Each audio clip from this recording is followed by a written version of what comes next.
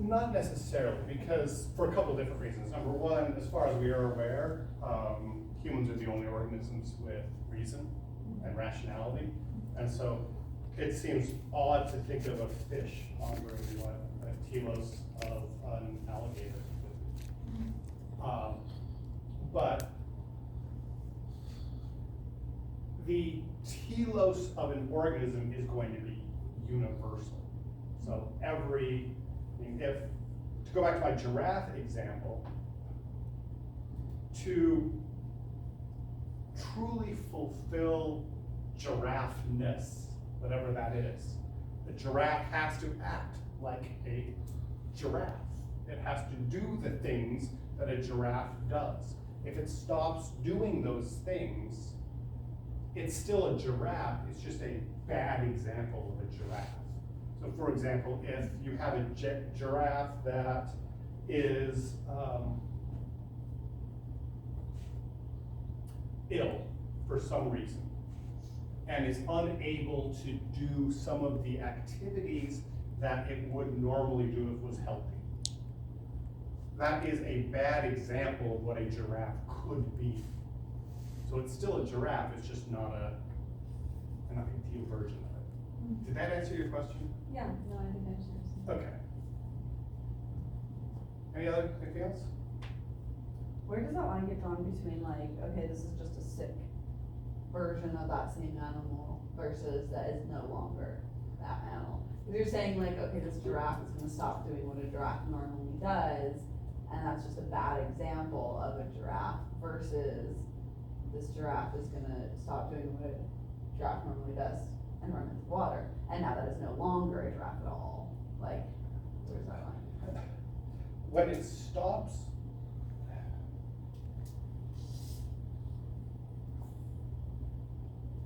that's a very vague line. I'll put it, because if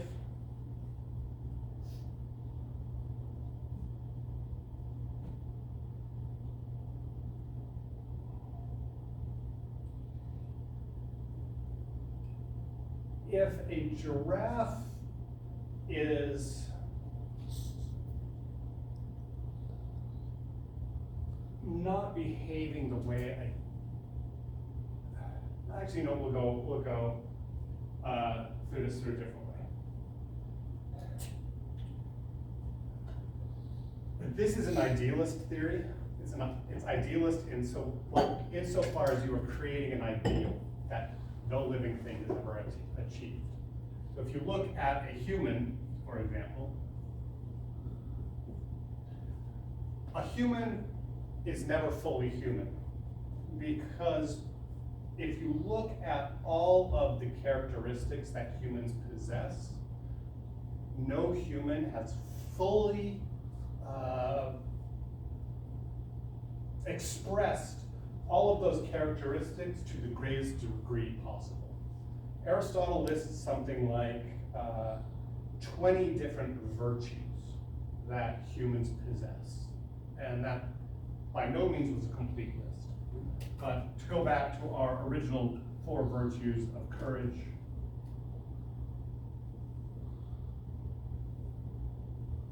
temperance, justice, and wisdom, if we restrict humans to those 4 characteristics, no human is ever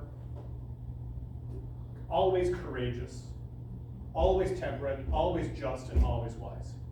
No human actually ever fulfills these. So in reality, from an Aristotelian perspective, and I'm talking just from Aristotle, which this is where teleology, telos, comes from, every living thing falls short of being the ideal. So That makes sense. I just feel like I'm looking at it like, if a giraffe decides that it wants to be a dolphin, okay, yeah. it's falling short of its regular function of being a giraffe, but what in that makes it no longer a giraffe and just it's like wants to do something different. I'm thinking about it in relation to people who like we're viewing them as like people who like break the mold or like much different than what we would anticipate for like a normal regular society. Like they don't stop being people, right? Even though they want to be and do this. They other are thing. still a human, they're still a person, but they are not a good person. And I don't mean good as in like they're evil or horrible or something like that. To go back to my thermos example, if this thermos didn't keep my beverage hot, it wouldn't be a good thermos. I'm not saying, oh, this, is a cursed thermos, it's evil, it should be, experience all terrors of hell. I'm just saying it's not a bad, it's not a good version of what a thermos could be. Right. So someone who is cowardly, or is unjust, or is stupid, they're a bad human. Not bad as in evil or anything like that. It's just they're not fully being what a human could be. So what makes the giraffe just no longer a giraffe and not just a bad giraffe? I guess that's the When same it thing I dies, asked or earlier. when it dies, or when it becomes something else. It's trying to be a dolphin. And we said it's no longer a giraffe when it's trying Well, to be a dolphin. if it succeeds in Okay. swimming around and doing its whole thing, if it doesn't die, 3 years down the road, it's still cruising along in the ocean. Well, no, it's not a giraffe anymore. Okay. It's something else. I don't know what it is. If it dies, it's not a giraffe anymore because it's Giraffe. dead. Right, okay. So the same thing is true if the giraffe loses a leg, it's just not a good version of it. Yeah, it's still a giraffe. It's just not a good version of a giraffe. Gotcha. A three-legged giraffe just isn't what a giraffe ought to be. And that was just a lot of background into teleology. I'll go through this really quickly because this is not something that is currently discussed that much, but it used to be. The notion of the balance of nature. What Taylor is arguing here is that the balance of nature is not really a good ideal that we should be focusing on. For a lot of reasons. We discussed the Clement's climax theory, where you have some sort of disturbing event, and then you get annual plants, perennial grasses, shrubs, and you get what's considered a climax community. And the climax community for Clement was the final stage, was the ultimate stage. There are a lot of different problems with this. Number one, because if the climax community is what is considered natural or nature, then all of these other stages are unnatural, which isn't true. A bunch of annual plants is just as natural as a bunch of hardwood trees. There are different communities that are associated with those.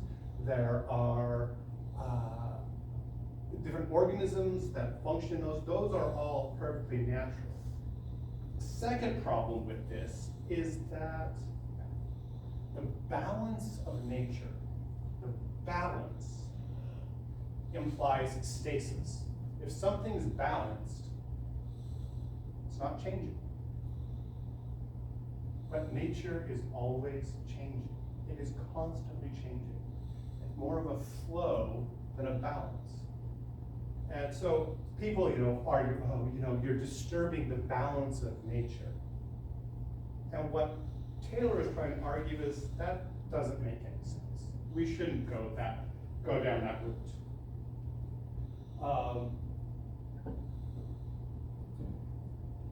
Again, we've been through this multiple times, but anthropocentric ethics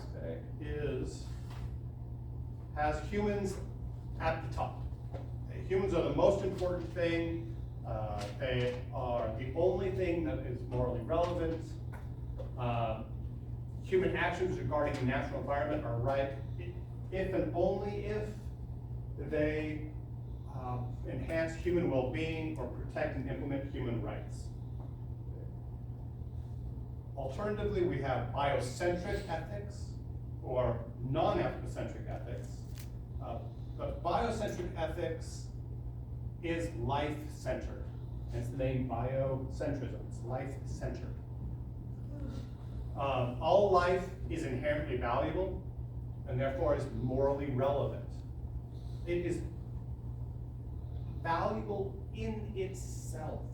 It has nothing to do with what use humans may make of it.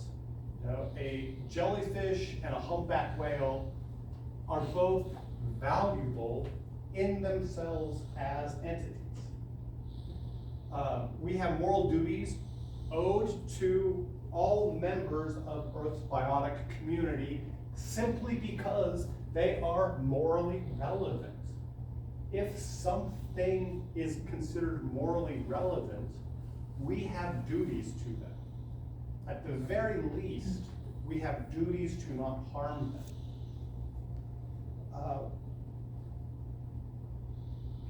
And the well-being of individual non-humans, as well as humans, is an end in itself.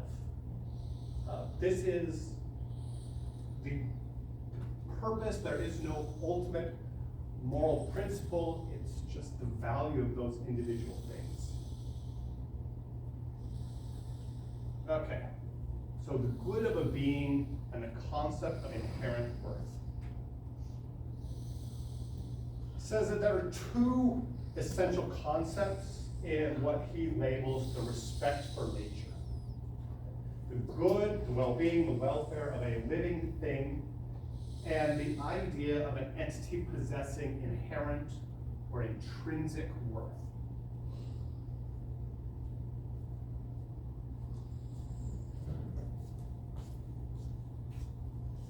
So the good of a living thing, the good of an individual organism entails the full development of its biological powers.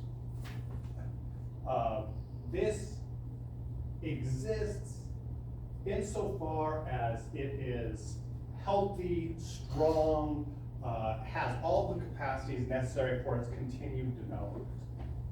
So to go back to the example of the three-legged giraffe. Having 3 legs is not good for a giraffe because it does not have the capacities that are necessary for it to live a healthy, continued existence. Now, it may be able to still live, it may be able to still exist, but it doesn't have its full biological capacities. At the very least, it doesn't have the ability to run as fast as 4-legged giraffes do. And so therefore, it is more likely to be the victim of predation.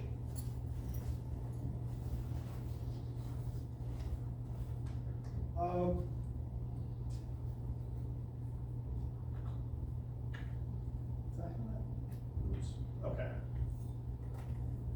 The good of a living thing also does not require that that individual organism take interest in what is good or bad for it. The example that Taylor gives is trees. A tree does not take any interest in what is good or bad for it, but things can still be good or bad for a tree. Was that? That's not true. You don't think? No, I'm reading a whole book right now from the scientists that trees do actually have very strong opinions about what's good and bad for them. Really? Yeah. I'll let you continue with the thing, but that's not true. Nice to meet you. I would love to watch a debate between this biologist and a philosopher. Yeah. A- assuming that a tree does not have any personal interests. That, I can go out and I can cut off all of the branches of the tree, so it's just this one tree trunk with nothing growing out of it. That's clearly bad for the tree, but presumably the tree's not going to notice.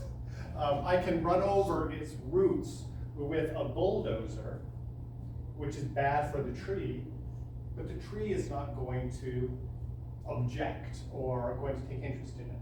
Similarly, I can give it proper light. I can give it proper fertilizer, proper amount of water, and the tree will start to flourish. But it's not as if the tree is necessarily taking interest in that. This approach has strengths in this because it does not rely on the notion of sentience, on the ability to feel pleasure or pain. We can still act contrary to an organism's interest, even if it doesn't experience pleasure or pain whatsoever. Which on traditional utilitarian grounds, traditional consequentialist grounds, if something doesn't feel pleasure or pain, then it's irrelevant.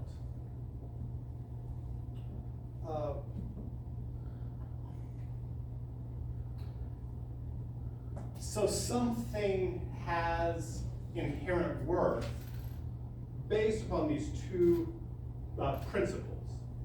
It's the principle of moral consideration and the principle of intrinsic value.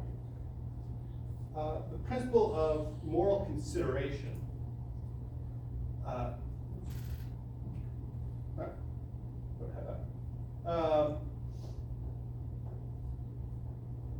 principle of moral consideration says, while living things are deserving of the concern and consideration of all moral agents, simply in virtue of their being members of the Earth's community of life. Okay?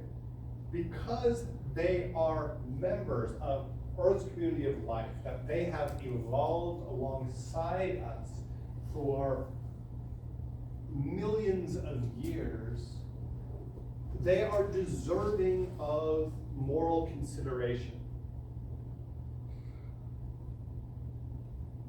And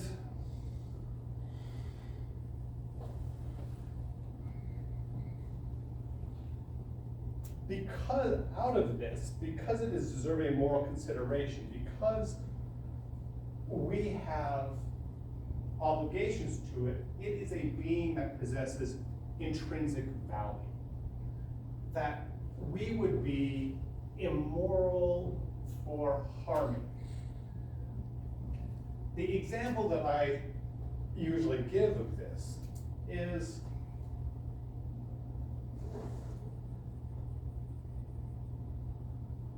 I don't know if insects can feel pain or not. I have no idea. But let's just assume that they cannot. Assume that a fly cannot feel any pain whatsoever. Now, let's say that you are, on a dating website or whatever, and you're getting to know someone, and you're like, oh, what are your interests? And they're like, you know what I really love doing? I love capturing flies, and then I will take them and I will rip off their wings one by one, and I'll rip off their legs one by one. They're not causing that fly any pain whatsoever. So from a utilitarian perspective, based on sentience, they're not doing anything wrong. But yet, the fact that they are not being respectful of life. They are doing something inherently wrong, it would seem. I would recommend you swipe left on one of them, someone that does that. There's just something not right about that, because they are not properly considering the interests of living things. There's something just off. So to say that a living being possesses inherent worth, say it is good and deserving of the concern and consideration of all moral agents.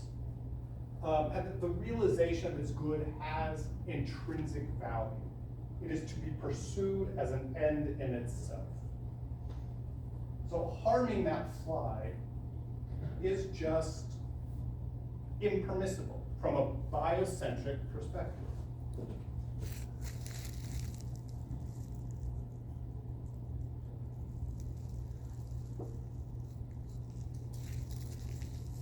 Okay, so getting on to the attitude of respect for nature, is there any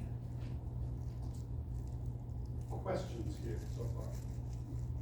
I have a question, sorry. Oh, please, just shout out. This is just to make sure my notes are correct, but the respect for nature in the previous section had two parts, one of which was the good, the second which was the idea of inherent worth. Or what was the second? Okay, let's go back. Good. Yeah. Two essential concepts in respect for nature. Okay, so that makes.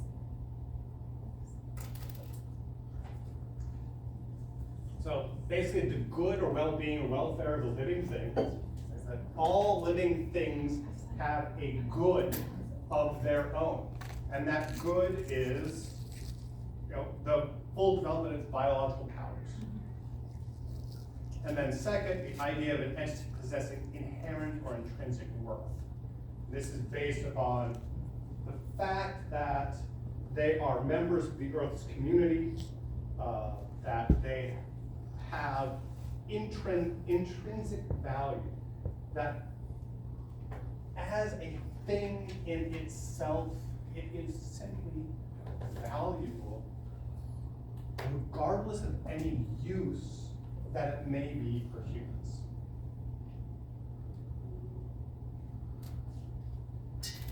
Anything else?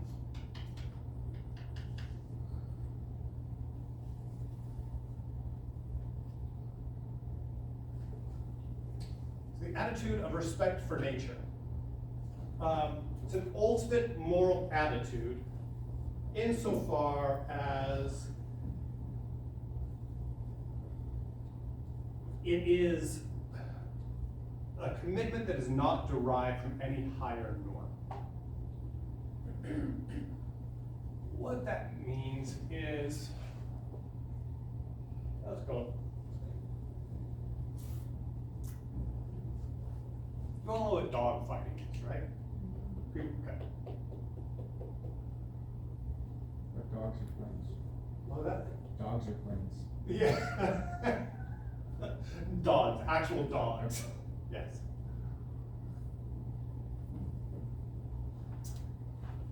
I would hope that all of us agree that actual dog fighting is impermissible. It's something that should not be done. So, dog fighting is a big no.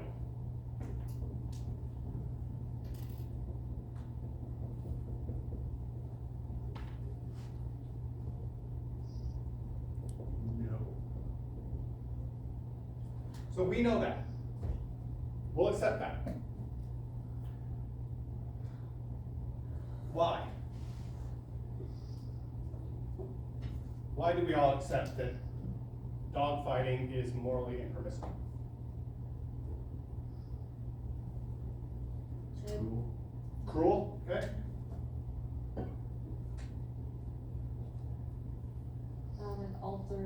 It's dependent on you altering or encouraging a certain set of behaviors that the dog may not pursue without that influence. I'm laughing because I had a friend who rescued a pit bull that was being trained for dog fighting. This dog was the sweetest, nicest dog you've ever met. I mean, it would have been toast. It was in competition. Because somebody just come up to you and just start leaning against you and kissing you, and it was, so it encourages bad behavior, okay?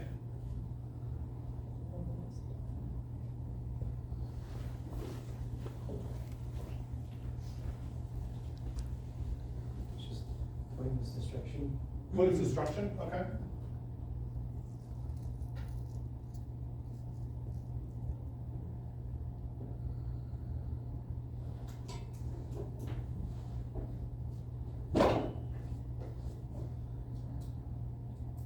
Perfect.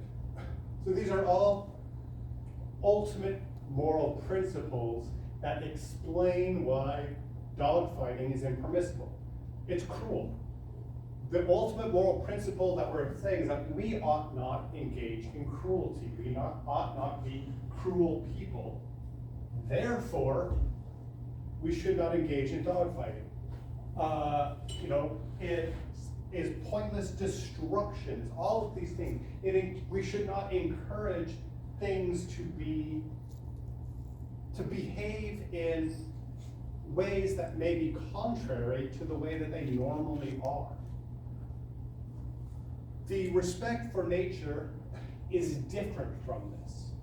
There is no ultimate reason for why we ought to respect nature. It's similar to respect for fellow humans. We all ought to have respect for fellow humans. But it seems odd to ask, well, why?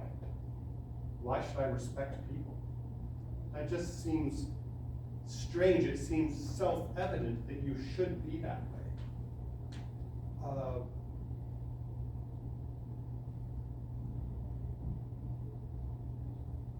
And it is moral insofar as it is understood to be a disinterested matter of principle. And what that means is that morality is based upon disinterested matters of principle. You have a particular principle, say, not being cruel. You have a particular principle, and it is disinterested insofar as it does not matter if you benefit or not from any sort of action or activity. So, we can all be opposed to dog fighting, even though the dogs that are fighting, we have absolutely no relationship to whatsoever. We don't see them, we don't own them, we don't ever watch the fights. We are disinterested insofar as it does not affect us whatsoever. With the respect for nature, the existence of a particular species of bird in New Zealand, that has no interest to me whatsoever. Now, New Zealand is actually having a huge problem with losing a lot of its native birds for a variety of reasons. That doesn't affect me at all. But based on respect for nature, the fact that human activities are causing the destruction of this native wildlife, it still is a concern for me, even though I'm not personally interested in the matter.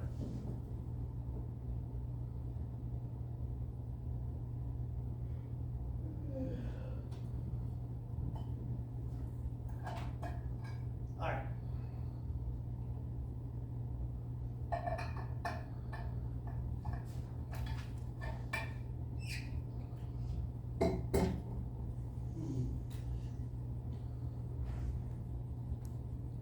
Trying to decide what kind of tree that is.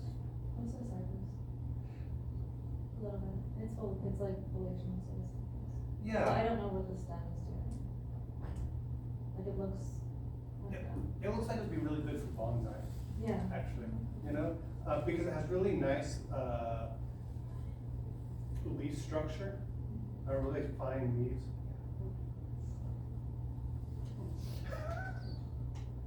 I thought you picked it because it was like a variant of a bonsai tree. I was like, oh, that was definitely on purpose. You know what, actually, hold on, It was subconscious. maybe, although you bring up a good point. Let me see if now is a good,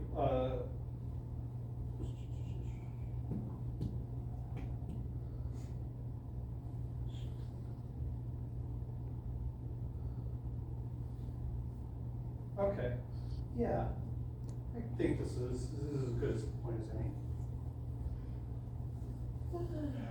From Taylor's perspective, is the practice of bonsai moral or immoral?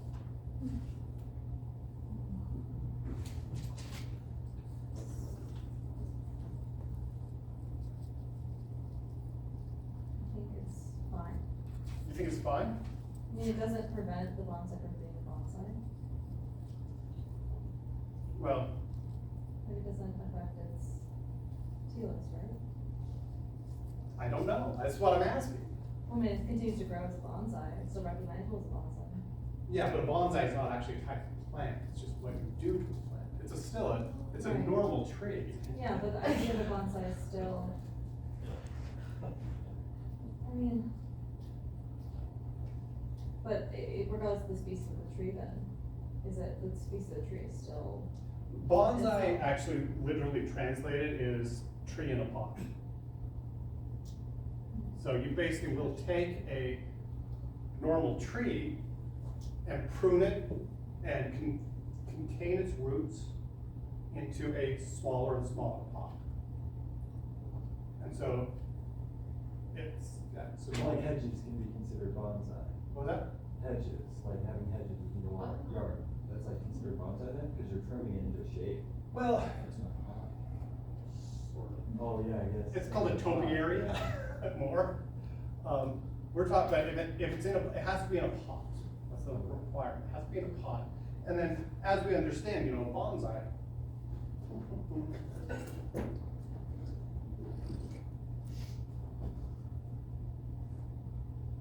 I don't know, going back to what you said though, like, I can cut my hair, and that doesn't necessarily change.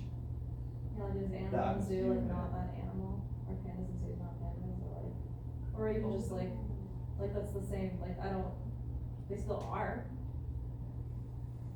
Are they? I think so. Many of them are released into the wild after their stay at the zoo, and so their success is actually, like their ability to be that thing is, helped by their time in a zoo. So, is it dependent upon whether they're released or how they behave in the wild? I don't know, we could assume that for all animals, but there is times where that happens successfully. Assuming that the animal still knows how to hunt and to behave in the wild, it hasn't become so used to just being fed and cared for, that it knows how to take care of itself. But there may be animals in the zoo that have been born in captivity and have no concept of, never seen an animal. Can that be said the same for us though, because like the species Homo sapien, right, that's what it is. We didn't start in concrete infrastructure and all that stuff, but now that's all I've ever been exposed to, and I wouldn't be able to survive in the wild if I were to be released, so that. Released into the wild. You don't swing for long. No, I get what you're saying. Yeah, like, so am I less human than than our ancestors were back when we were hunters, gatherers? It would seem that you don't, I don't know.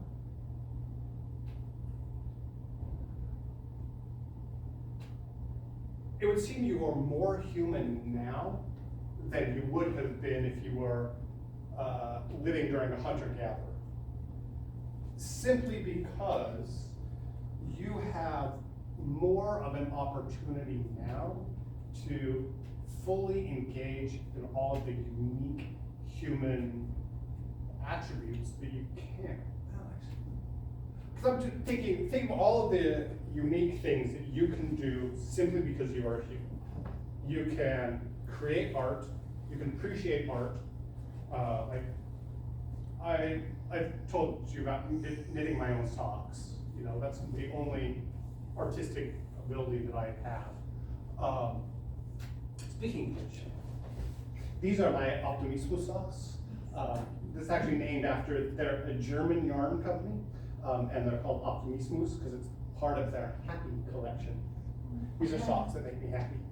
Where was I? Oh yes, you can engage in art, you can engage in artistic appreciation, you can be athletic, you can be wise, you can do all of these unique things that you would struggle to do if you were more limited as a hunter-gatherer.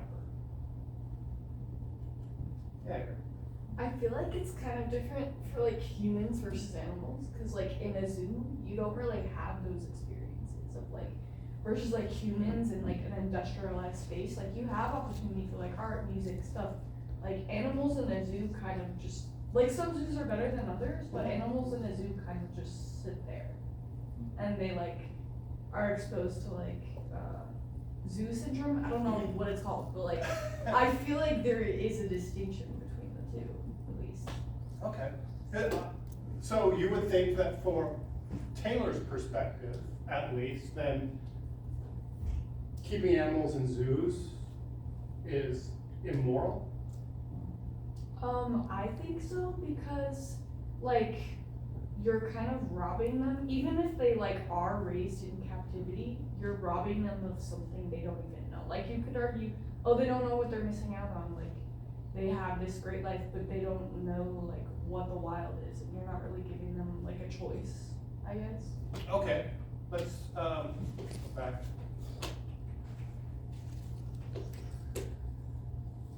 There we go.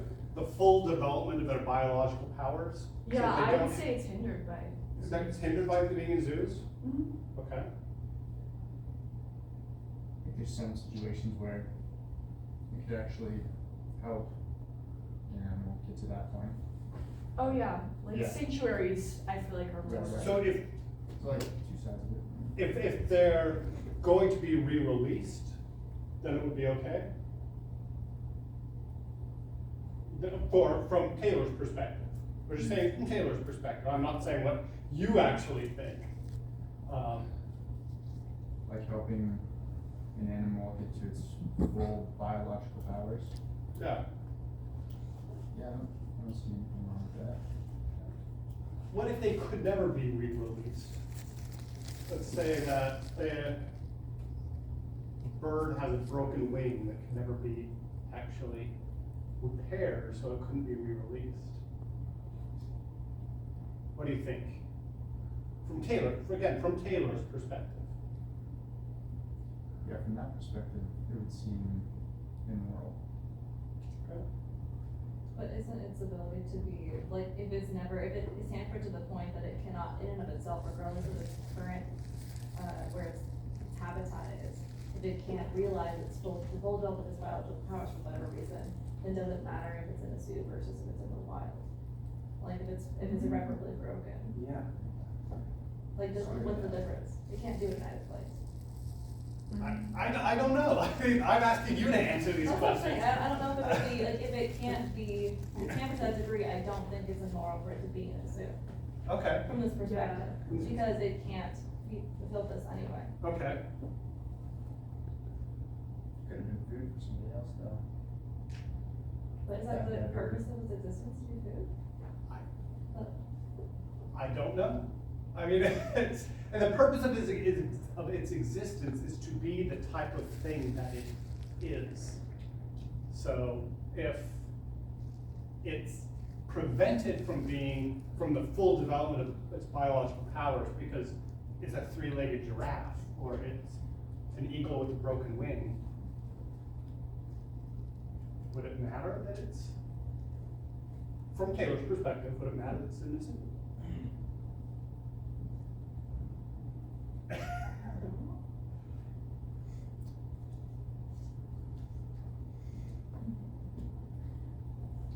missed a bit of the conversation, but I would argue, I would say that it would matter that it's in a zoo still, because it now isn't having the option to fulfill its role, even if it's not gonna be able to. It doesn't even have the option to live to the fullest extent that it can, I guess, if it's in a zoo. Okay. I would also like argue, like, even if it is hindered in one way by its like physical ability, there's still other like opportunities in the wild that you don't get from a zoo that would help it reach its potential. Like, for example, like more open spaces. Okay, okay. So just the ability to explore and, Yeah. okay. And also community support. Like, animals still have community and whatnot, so they have maybe a couple other animals in a zoo in a confined space, and so like that's their community, but like, who's to say that they won't survive and thrive with the support and the space and the resources that they're given in the wild? These are excellent questions. I don't have the answers to them. I don't know. Okay, sorry, a little side tangent there. 3 commitments in respect for nature. We ought to take action. We ought to have the desire to protect and promote the good of organisms for their own sake, not because it's of any interest to us as individuals. We are disinterested in it because it really doesn't matter ultimately to me if, going back to our zoo example, if this animal is developing its full biological powers. I'm not personally affected by that. The disposition to consider actions that tend to realize those ends to be prima facie obligatory because they have that tendency. Actions that tend to promote the beneficial ends of non-humans are obligatory simply because they have the tendency to promote the ends. And disposition to feel positive and negative feelings for states of affairs in the world because they are favorable or unfavorable to the good of organisms.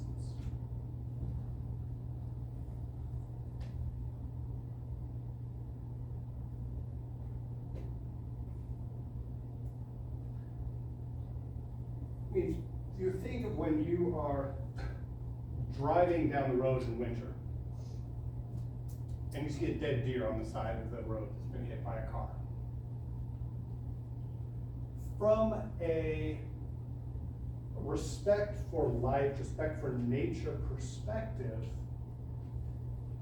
people who have fully adopted this will feel sorrow, will feel pain at seeing that dead deer simply because that is not in the deer's best interest to be hit by a car.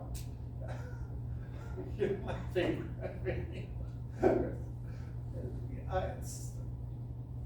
It's bad for its future to be hit by a car. So, ethics of respect for nature involves a belief system, an ultimate moral attitude, and a set of rules of duty and standards of character.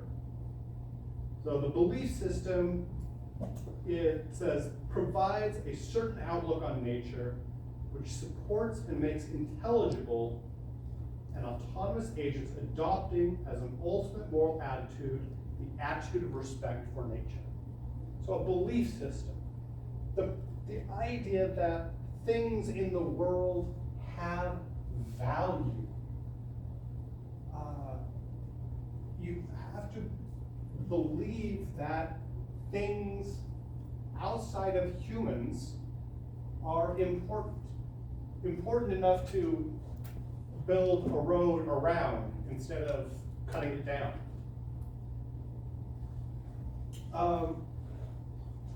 An ultimate moral attitude.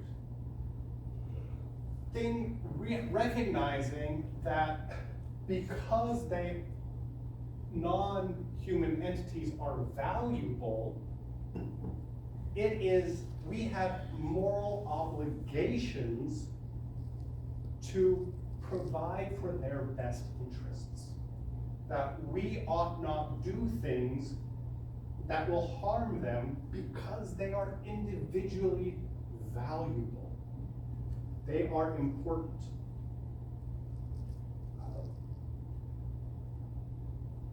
And then the set of rules and standards of character says that we have certain obligations that are required of us because we recognize the importance of non-human life. That, again, going back to this, that because this individual tree is so important, it is a living thing that possesses the ability to fully develop its biological powers, we ought to respect that. We are required to engage in particular actions for the betterment of that tree. Interestingly enough, there is a tree in Athens, Georgia, that owns itself. It actually legally owns itself, and anyone who harms that tree can actually be brought up on charges for violating property rights because of that tree. There's a little fence around it so no one can harm it. It's actually rather cute.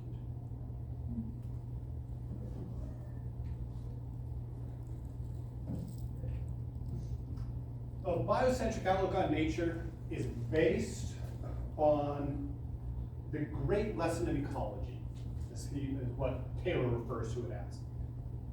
It's the interdependence of all living things in an organically unified order whose balance and stability are necessary conditions for the realization of the good of its constituent biotic community. So, all living things exist in this connection.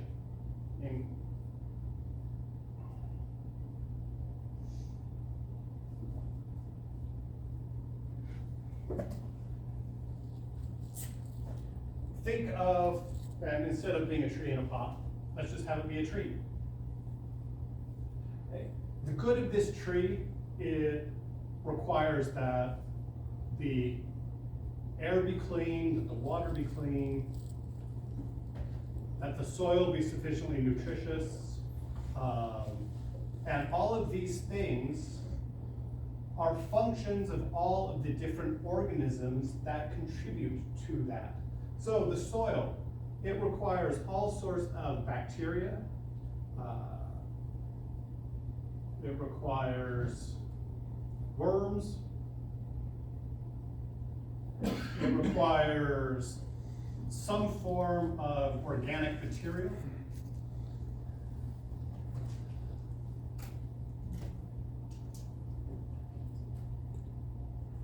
For the water to be clean, it requires all sorts of other organisms, non-human organisms as well as non-living things as well. Everything is connected in this complex web, and the health of any living thing here is dependent upon the health of all of the things that surround it, as well as the health of those connections to that thing. So it is this unified order that all living things are enmeshed in. biocentric outlook has four main components. Humans as members of the Earth's community of life, the natural world as an organic system, individual organisms as teleological centers of life, and the denial of human superiority.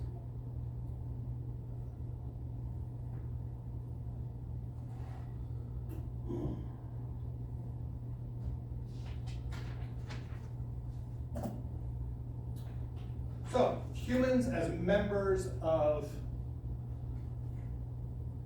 the Earth's community of life.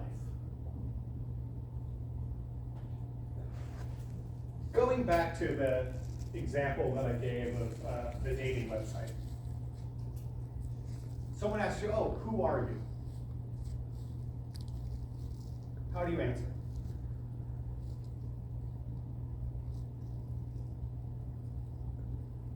Who are you? Or my name? Who are you? What are you?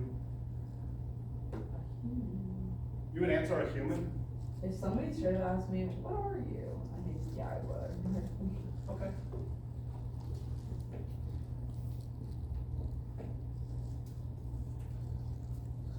I would say like my name and like where I'm at in my life, so like I'd say I'm a student.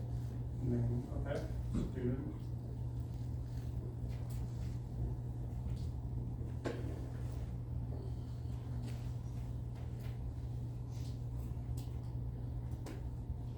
Would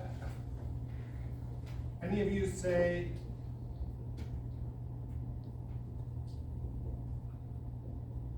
heterotroph? Okay. Do y'all know what a heterotroph is? Okay. Well, plants are autotrophs. They make their own food. Anything that is not an autotroph, like a plant, is a heterotroph, which means it consumes other things for its food. Would any of you say, and you kind of did before, but a primate? Or a mammal?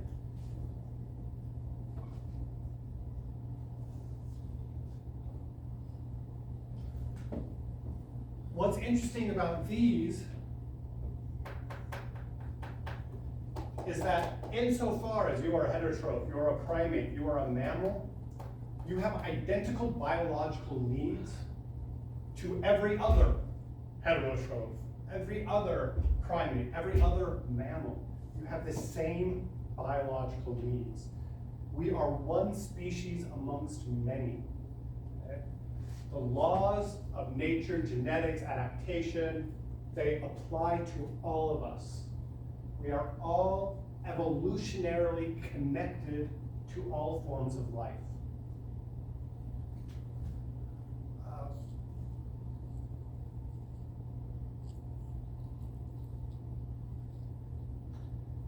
As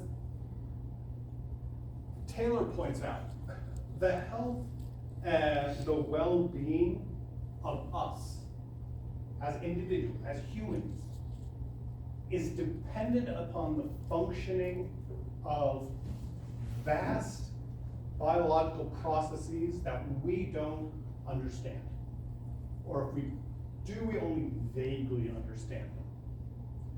Those biological processes do not depend upon us whatsoever. And I encourage you to go look again at the Alan Weissman piece, the World Without Us, that I had you read very early on in the semester. Because it discusses what the world would look like if all of a sudden humans were to disappear. What would happen? And he talks about the succession of plants, growing up through the concrete that's breaking apart. He discusses the migration of animals. All of these things that occur without us, many of them are necessary for our well-being.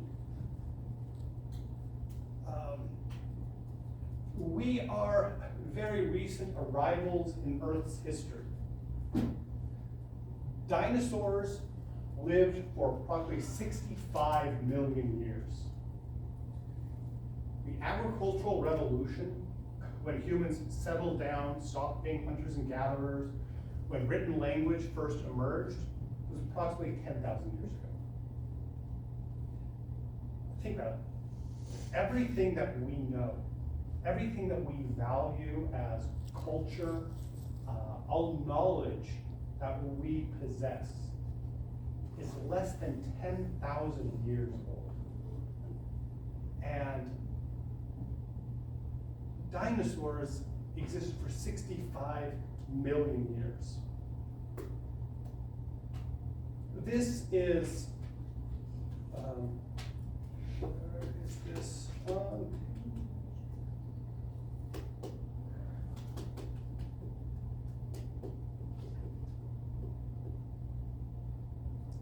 Oh, here we go. This is on your page 207 to 208. Now he says, suppose the comparative brevity of human life on Earth may be vividly depicted by imagining the geological time scale in spatial terms.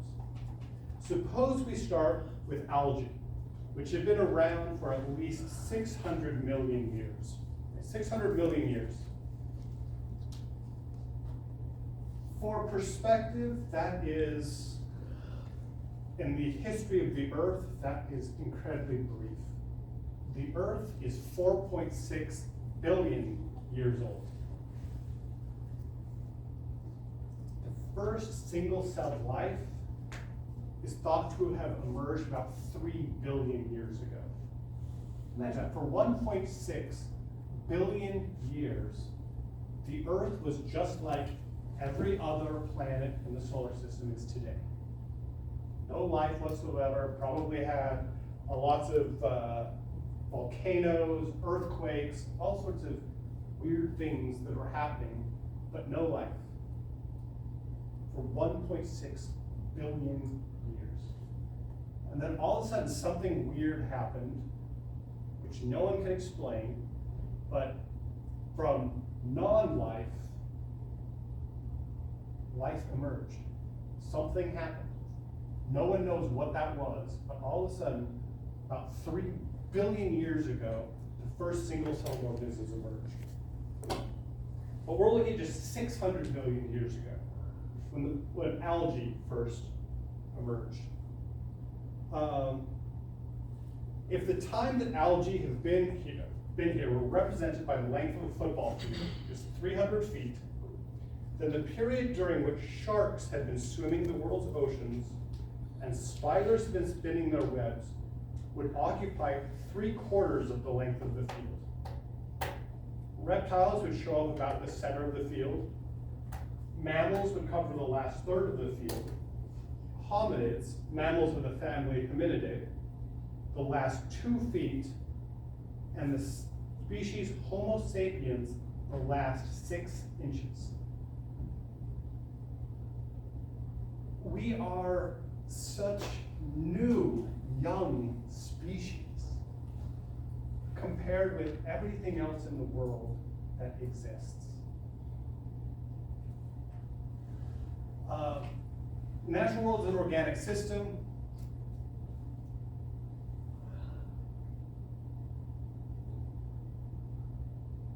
Because to accept the biocentric outlook and regard ourselves and our place in the world from perspective is to see the whole natural order of the Earth's biosphere as a complex but unified web of interconnected organisms, objects, and events.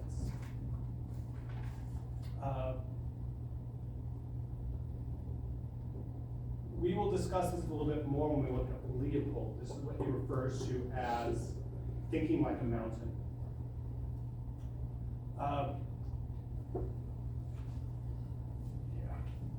Individual organisms as teleological centers of life.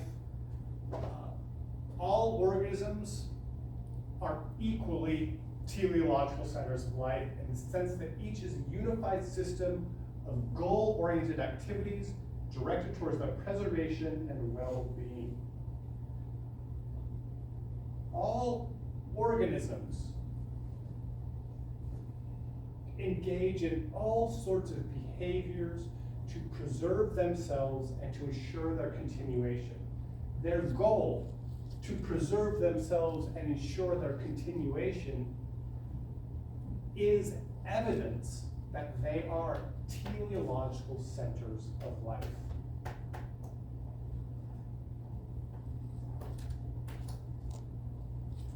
And the denial of human superiority. Humans claim superiority from a strictly human point of view. We claim that we are superior because we have what we consider to be advanced characteristics, like reason, rationality, things that I keep emphasizing over and over and over again. But who are these characteristics valuable for? Does a turtle think reason and rationality is important, is valuable? If all of a sudden you were to give a turtle human reason and rationality, would that be valuable for them? Non-human animals have abilities that we cannot even understand. Things like the bat's ability for echolocation.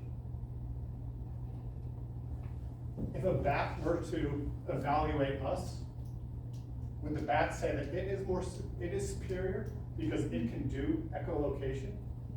And humans are obviously inferior because we can't. We can't even comprehend what that would be like to engage in echolocation. That's impossible for us. Another example, humans have like 3 color cones in our eyeballs that allow us to see color. Mantis shrimp have, I think, 16. It's impossible for us to even conceptualize, literally impossible, because we don't have the capacity to think in what a mantis shrimp possibly would see. The colors that it would see. We are only superior if we use our own tests to determine superiority. If we look at what other animals can do and have, the capacities that they have, we are far inferior to animals. Why should standards that are based on human values be assumed to be the only valid criteria of merit, and hence the only true sign of superiority? Animals can do amazing things which we are only beginning to comprehend. I was talking to my friend the other day, and he was talking about how intelligent his dog was, because his dog can find my house. And his dog, her name is Jazzy, will lead him to my house, and I'll have to sit on my front porch for a little while and ring my doorbell. How she knows which house is mine, I would have no idea. How would she figure that out? How would this Labrador be able to pick out my house from all of the other dozens that are in the neighborhood?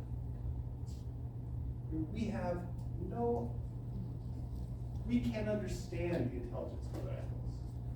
So to claim that we are superior to them is simply false. Okay. Questions? That's basically biocentrism, life-centered. Thoughts, questions, concerns, haikus?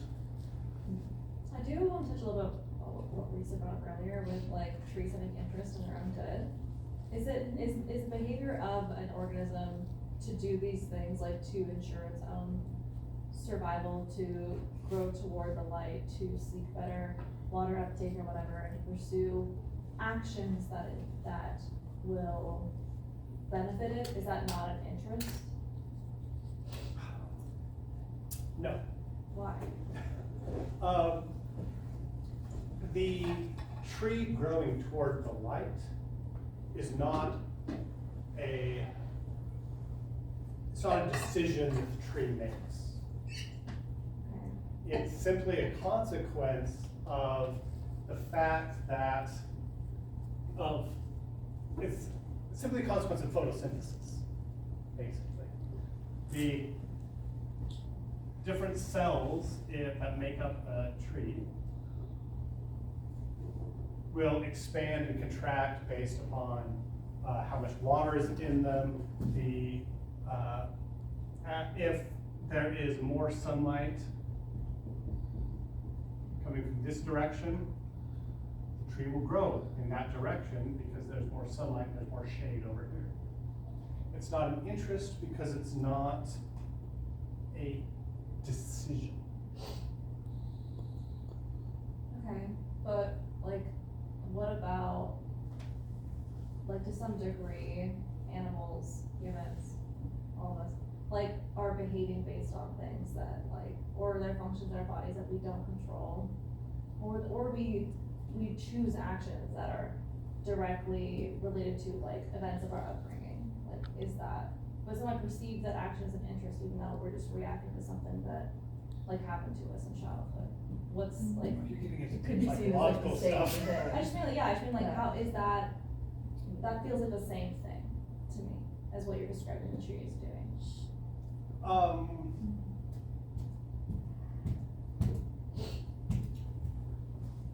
Humans and trees are different. I know.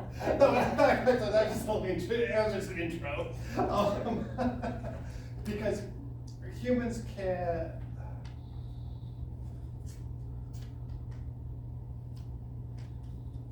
I know there have been experiments that have done, and I don't know how scientifically valid they are, where, you know, you can sit and yell at a plant and tell it it's ugly and all that stuff, and then look at the other plant, oh, you were so beautiful, you were doing so well. And that one plant will grow better than the other one. I don't know how true that is. I don't know if going out and insulting a tree is going to cause it to grow worse than, like, going out and hugging a tree and telling it it's beautiful and giving it a big kiss. But doing that with a human will cause it to develop differently because humans have mental capacities that trees lack. So even if we cannot understand what are the reasons that we act in particular ways, we can construct a narrative that can explain it. We can say, oh, well, someone else can evaluate, say, oh, well, you know, because when you were 2 years old, your uncle drew on your tummy with a blue ballpoint pen. You now really enjoy that tactile sensation of someone tickling your stomach. I'm making this up, okay. We can explain that, but with trees or plants, even some animals,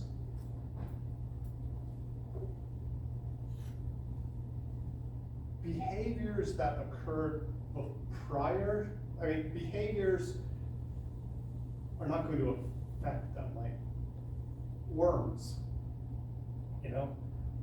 There is nothing I could say to a worm, or no way that I could treat a worm that would cause it mental trauma, presumably. Okay. But because humans have this additional capacity that most animals don't possess, there are ways that people can interact with us, or things that can happen that will affect us. Now, other animals, it would seem, have similar problems. Like if you look at killer whales that are kept in captivity, you know, their dorsal fins will start to flop over because they're depressed.